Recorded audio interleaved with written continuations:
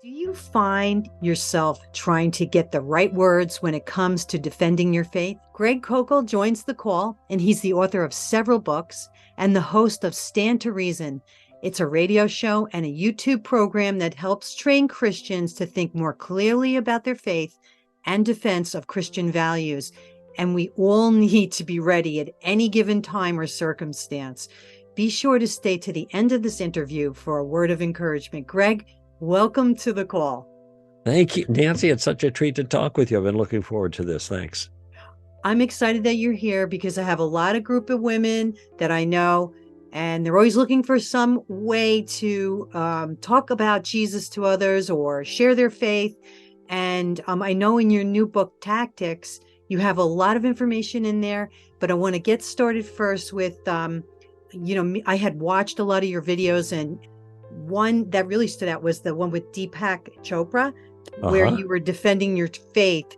So how did you explain the truth of Jesus to somebody that follows New Age teaching? Well, it wasn't so much my insight on New Age that I think was helpful. What was helpful in that interview, and it was a national TV broadcast with Deepak Chopra that lasted almost an hour. Lee Strobel was the host of that particular show. It was called Faith Under Fire. And it went well, I think, because Deepak makes all kinds of claims about religious things and especially about Christianity. And he never gets opposed. In other words, people don't push back, and I don't mean in a harsh way, but they don't say, no, that's not actually the way it is, Deepak. Here's the way it is. Fortunately, with my training in my field and my background and the tactical approach helped me tremendously, I was aware of maneuvers that I could do in my conversation with him that would exploit his misinformation. Let me put it that way. And so as we talked and he made particular points, I then countered those points in a way that he did not know what to do with that. And you saw the interview and the discussion, the debate, and what ended up happening is he just got so forlorn. He begins. This is a person at that particular point in time, Nancy, who had sold 20 million books. He's probably the most well-known New Age guru in the world, and you know this just from your own background. But he was completely flummoxed until he didn't even want to talk anymore. But the reason is because someone who knew some things about the claims he was making about the Bible and Christianity and broader claims about religious reality, if you will, responded to him and raised some issues. And one of the biggest ironies about his approach is for Christians who claim what Jesus claimed about Christianity, that Christianity is the only way of salvation. I mean, that's his claim. It's not ours. We're just following him. Well, this is really offensive to people like Deepak Chopra, and so he went after me aggressively on that particular point. Here's the insight, and this is actually a tactical maneuver. And the insight is, I'm not the only one in the interview who thinks his way is the only way. Deepak thought his way, whatever that was, and sometimes it's a little hard to tell with Deepak, because it's convoluted New Age language. Whatever that was the right way too. So we're both making the exact same claim. And, but I'm the only one who's being beaten up about that, and called names and stuff like that. And so one of the maneuvers that I took with him is I asked him, and this is a part of the tactical game plan using questions. I said, so you've sold a lot of books, as I understand it, probably, I don't know. And he just jumped in. 20 million, thank you, Deepak. I appreciate that. Okay, 20 million. Who writes and sells 20 million books without thinking that their view is correct? Yeah. He had no idea what to say to that because he had never been confronted about it. He'd never been confronted with this contradiction in this approach that he was making, faulting people for thinking they're right when he, in fact, thinks he's right. Now, that little maneuver happens all the time with Christians, and I teach about that in the Tactics book. And it's once you get it and you realize this, you can see it coming a mile away, and then you exploit it. with a question. Yeah. And instead of making a statement, and it becomes very, very powerful tactically there. That's just one thing that happened in that interview that he wasn't ready for, because most people don't challenge him. And I happened to see right away, and so I employed that, and it worked out well. It made a very valid point for the audience.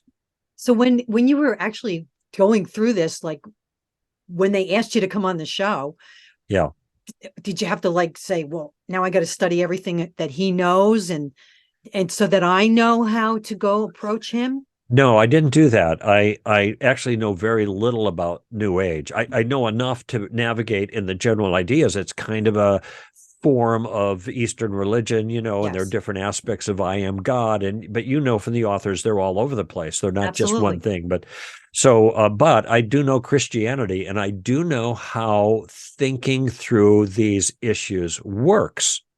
And I had a tactical game plan. So when I see, and pardon me for putting it this way, but when I see nonsense coming at me, I can catch it right away. Then it's my job to exploit the nonsense by maneuvering with particular questions. Now, I had a sense of what we were going to be discussing, and so I had a game plan of sorts. I knew we were going to be talking about the role of faith in the future or something. I think that was what Lee had decided on the topic, and so I knew what was coming, and so I put together a strategy. But some of the strategy was not content. It was for lack of a better word, I guess I'll just call it gamesmanship. It's, in other words, the kinds of things that you're trying to be aware of so you're effective before an audience in a debate. Okay. I don't mean manipulative things. For example, okay, who's this guy I'm debating? Well, he's Deepak. Wait a minute, that's his first name. Right. He's one of the few people in the world who can be recognized by just their first name. Okay. Well, that's his brand. I'm not going to play into his brand. Okay. Yeah. To me, he's Dr. Chopra. And I always addressed him as Dr. Chopra. For one, it's gracious. He's a doctor. I'm going to talk about, but I'm not going to call him Deepak like we're on first name basis, and I'm playing into his brand, which is his strength. So that was just a little strategic decision that I made at the beginning. Secondly, the other strategic decision I made is that Deepak Chopra is known throughout the world.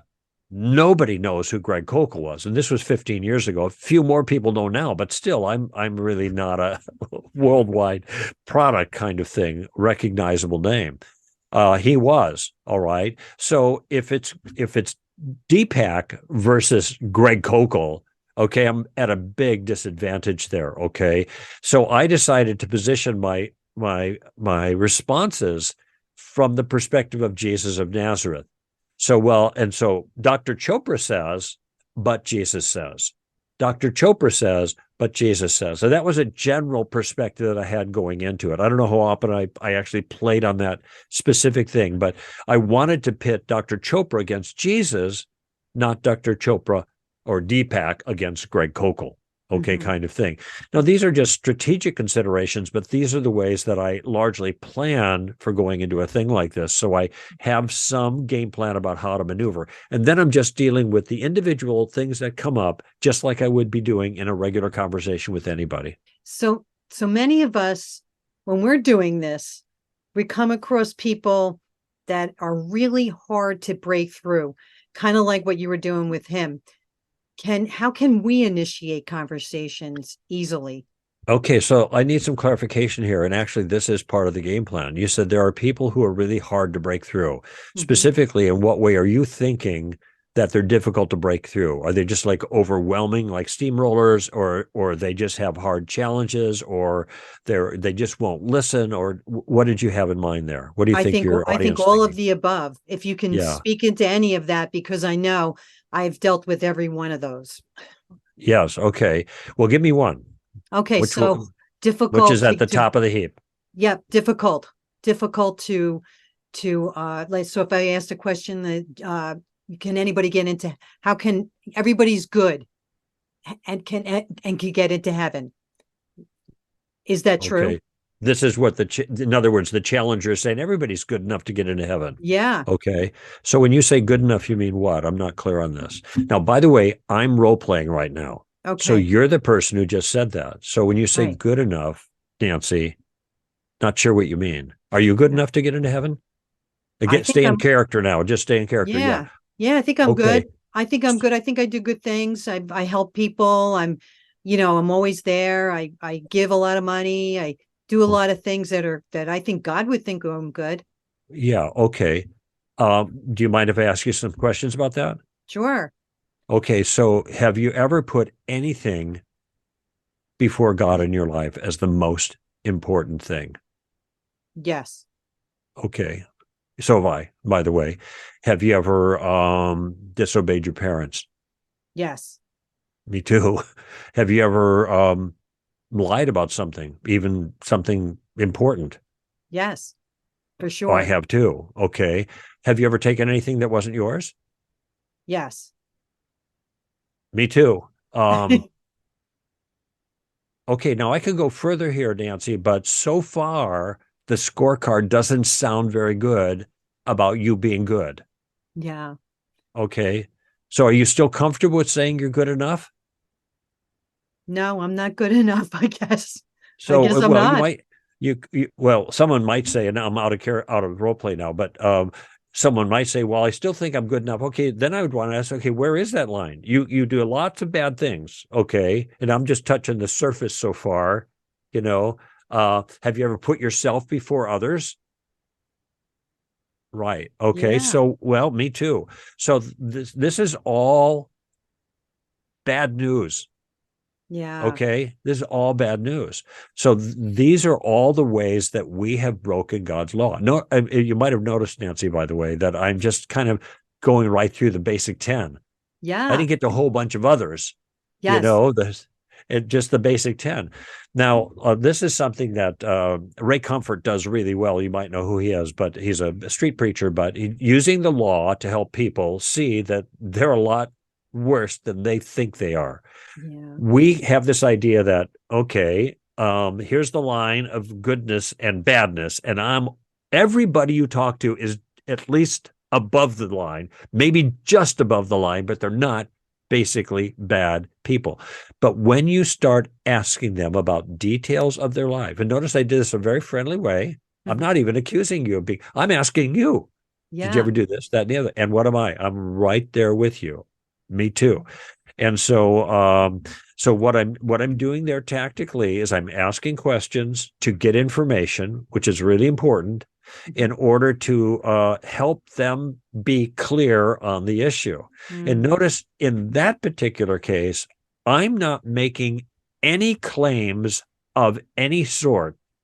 I'm asking the questions that gets the accurate information on the table, and they end up indicting themselves on that particular issue. Mhm. And I'm relaxed, right? I'm not having a fight. And guess what? What are you going to say? You can be really mad and storming all around, but you can't get away from the fact that you have put things before God in your life. That's the first commandment you've broken. Yeah. Okay. You have disobeyed. Who hasn't disobeyed Mhm. their parents? Okay. When I was a kid, yeah, lots of times. Sure. Okay. Well, there's another command. What is that? The fourth, and then right down the line, lying and now if with a guy, I could say, this is kind of personal, and maybe you don't want to answer it, but have you ever committed adultery? No, I haven't done that. Okay, I got a follow up. Have you ever thought about it? Yeah, you're a guy, right? Okay, that's not good. Jesus says that itself is a form of adultery. It's not the same as adultery, but it's adultery in the heart. Okay. Yeah. So would you say that's not a good thing if you are married and you are looking at another woman with those kinds of thoughts? No, that's not good. Okay. So far you're not faring well. Yeah. All Yeah. right. Yeah. Yeah, but Yeah. I do a lot of other good things. Okay. I have another question. Doing a good thing, can that pay for a bad thing? Mm. So I got caught speeding once on the freeway. Yeah, dead to rights. But had I said to the police officer, yes, but there were before I got on the freeway, there were 10 stop signs. I stopped at every single one of them. Well, I was Yeah. supposed to stop at every one of them Yeah.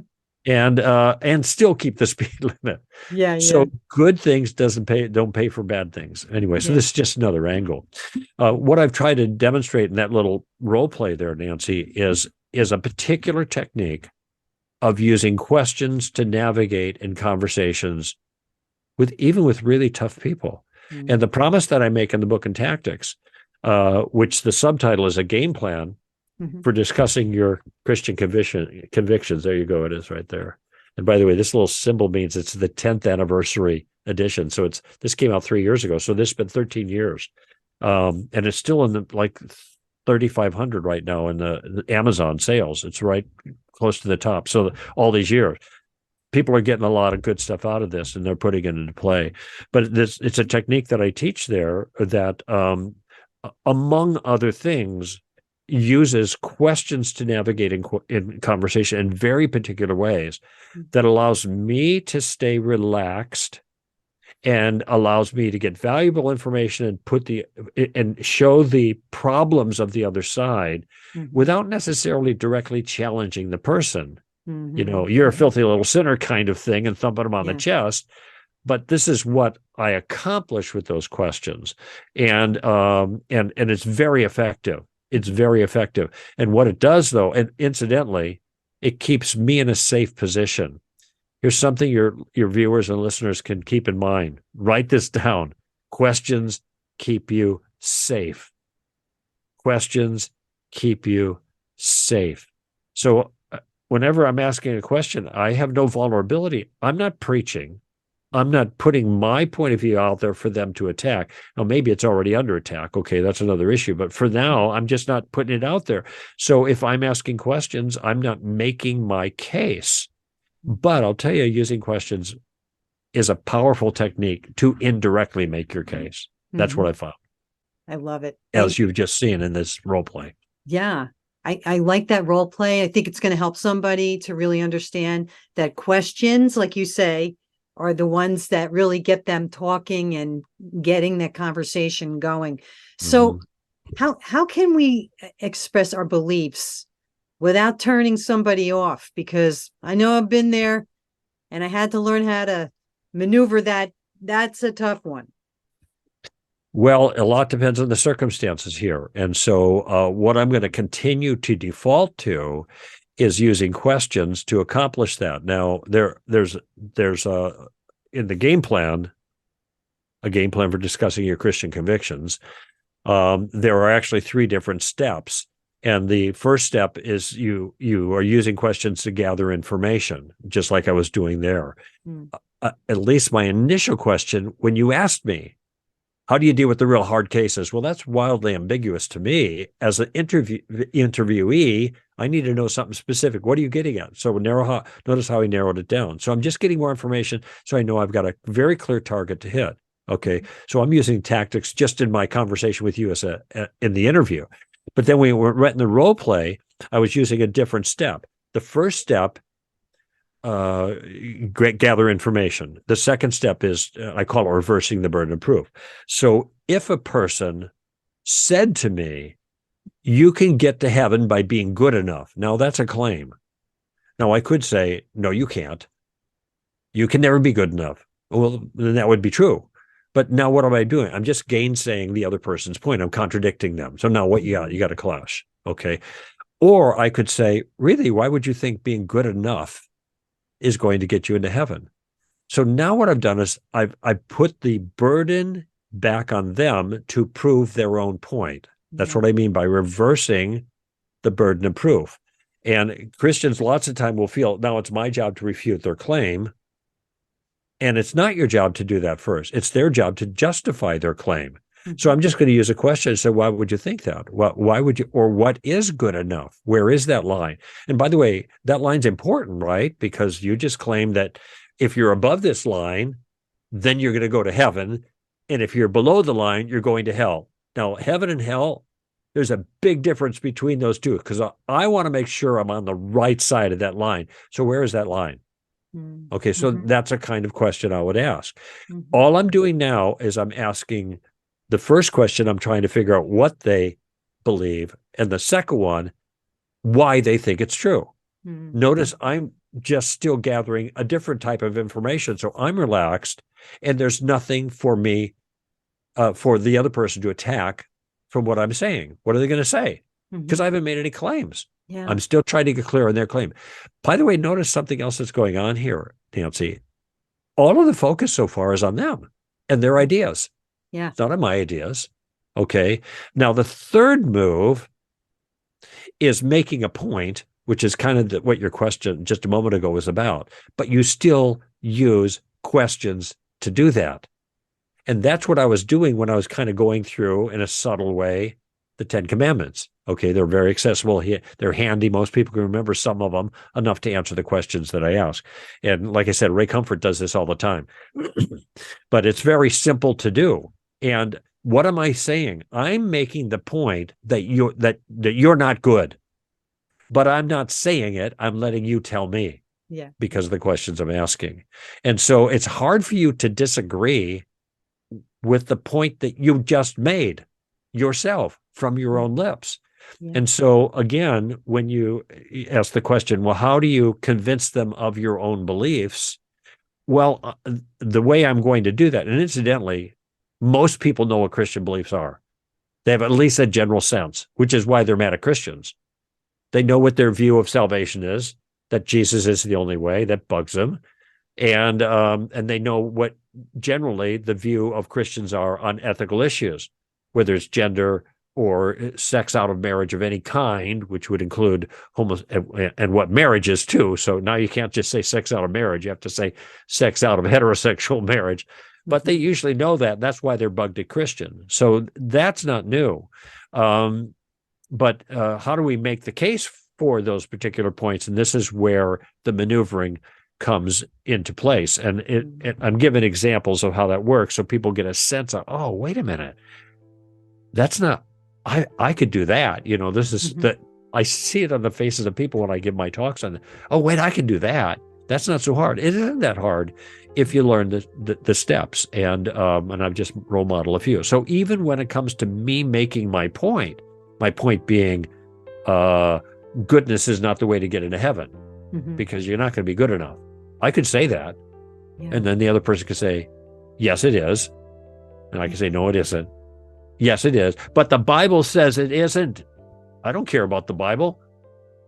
You know, well, now you're at loggerheads, right? And what I've just kind of role played both sides of are conversations I know that lots of your viewers and listeners have had with other people. Look, you're at a dead end. You're banging heads and you're getting nowhere.